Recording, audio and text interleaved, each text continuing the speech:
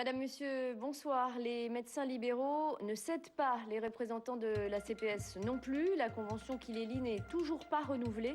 Le gouvernement vient de leur donner un peu de sursis. Ils ont jusqu'au 4 septembre pour trouver une solution. L'UDSP demandait plus de moyens pour la Polynésie. La loi programme Outre-mer a été adoptée aujourd'hui en Conseil des ministres à Paris. Elle devrait encourager la compétitivité des entreprises. Le Tour de France à la voile sans la Polynésie. Cette année, le GIE Tahiti Tourisme n'a pas financé l'opération. L'équipage Tahiti et ses îles était arrivé deuxième l'an dernier. Les images sont impressionnantes. La société de transport d'énergie électrique installe ce que l'on appelle des parafoudres sur ses pylônes pour mettre fin aux coupures d'électricité fréquentes après de gros orages. Une équipe de techniciens expérimentés est arrivée tout spécialement de métropole et vous allez le voir, la mission n'est pas des plus faciles. Lucille Guichet, Patrick Tsinsin. À 30 mètres au-dessus du sol, c'est un drôle de ballet qui se joue.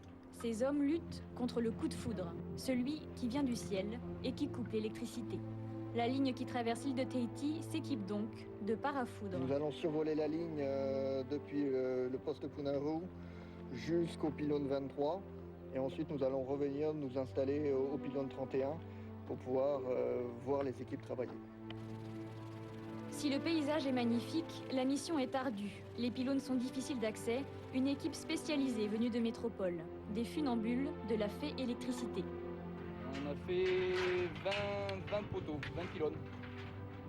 Actuellement, on en est à 12, 13 avec l'autre équipe. Et quand on repartira, on en aura fait 20.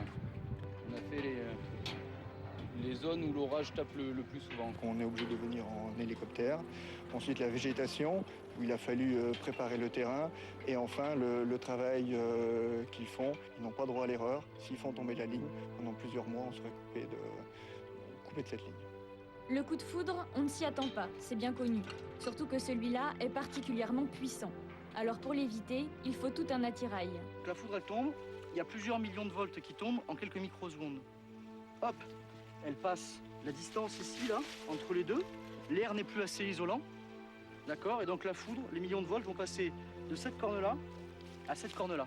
Le parafoudre devient passant et la foudre s'évacue par le pylône et les terres du pylône et elle part. Ah d'accord. Le coup de foudre part, l'électricité reste et personne n'aura senti le passage de l'orage. Les médecins libéraux et la CPS n'ont toujours pas trouvé d'accord.